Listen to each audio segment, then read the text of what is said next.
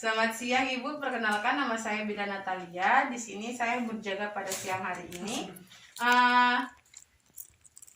Di sini saya akan menjelaskan tentang persiapan menjadi orang tua kepada Ibu. Baru karena suami Ibu tidak bisa hadir, jadi saya hanya menjelaskan kepada Ibu saja.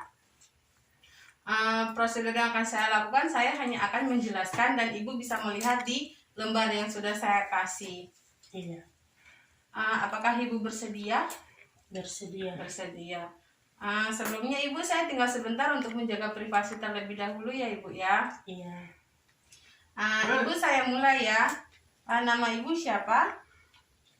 M. Nanya M. Umur berapa tahun?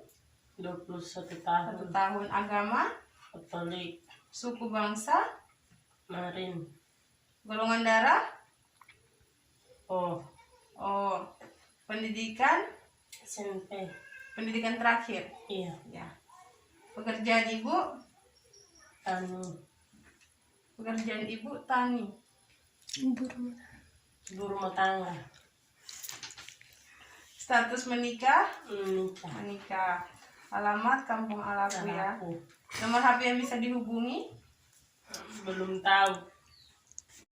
Sebelumnya Ibu, saya mau tanya, Ibu sudah pernah tahu belum tentang persiapan menjadi orang tua itu seperti apa? Belum. Belum tahu ya Ibu ya. Baik, di sini saya akan menjelaskan pentingnya KIE persiapan menjadi orang tua itu adalah setiap orang tua diharapkan memiliki kesiapan menjadi orang tua dan memahami tujuan pengasuhan yang benar agar mampu membantu anak-anaknya menjalani masa tumbuh kembang dengan baik, benar, dan menyenangkan.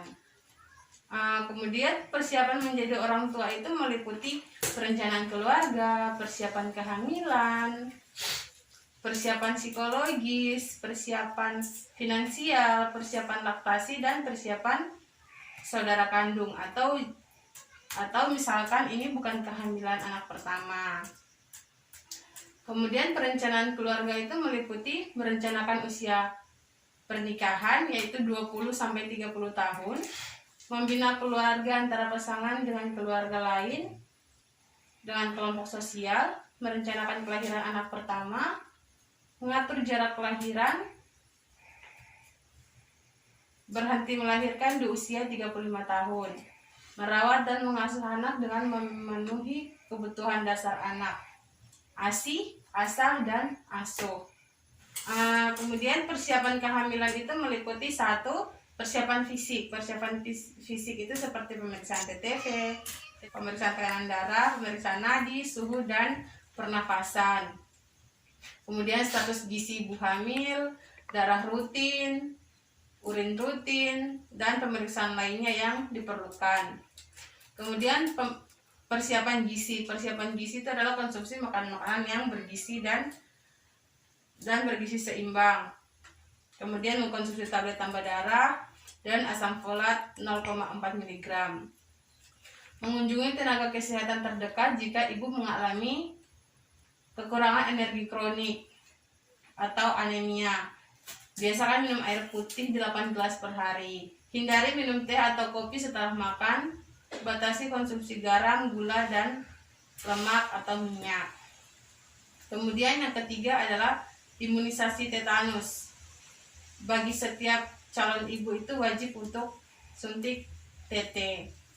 Kemudian yang keempat itu kesehatan organ reproduksi. Jadi harus selalu menjaga kebersihan daerah kewanitaan.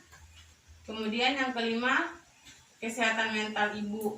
Setiap calon ibu hamil wajib bahagia agar kehamilan berjalan dengan lancar. Stres pada ibu hamil dapat menyebabkan bayi dalam kandungan tubuh menjadi anak yang mudah stres dan cemas. Kemudian yang ketujuh adalah persiapan psikologis orang tua. Diskusikan perubahan dan tantangan hidup yang akan dialami sehingga calon orang tua telah siap dengan segala kemungkinan yang akan terjadi. Kemudian persiapan finansial.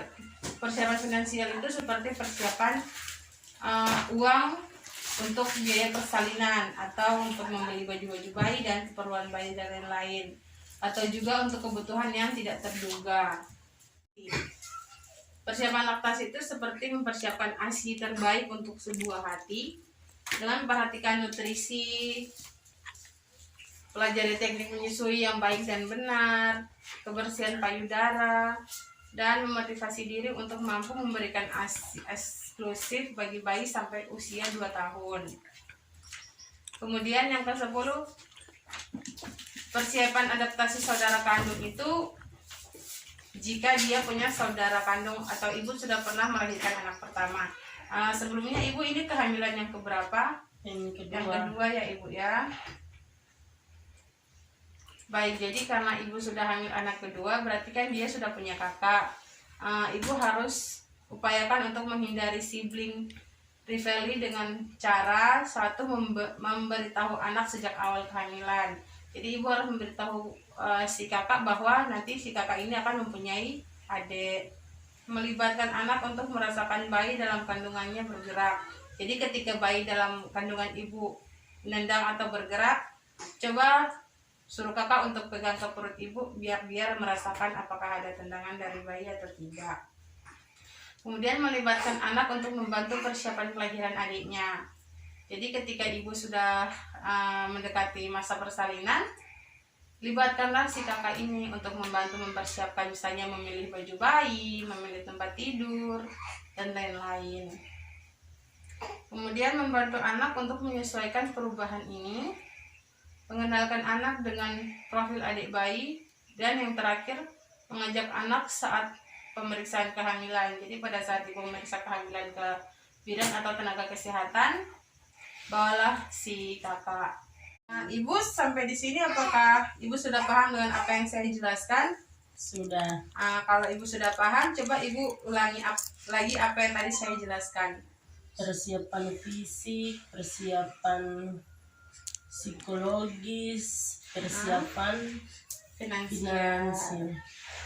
Baik ibu, karena ibu sudah paham dengan apa yang saya jelaskan, semoga ini bisa ibu terapkan di rumah dan bisa ibu jelaskan kembali ke suami ibu nanti. Dan perlu diingat juga untuk melibatkan si kakak dalam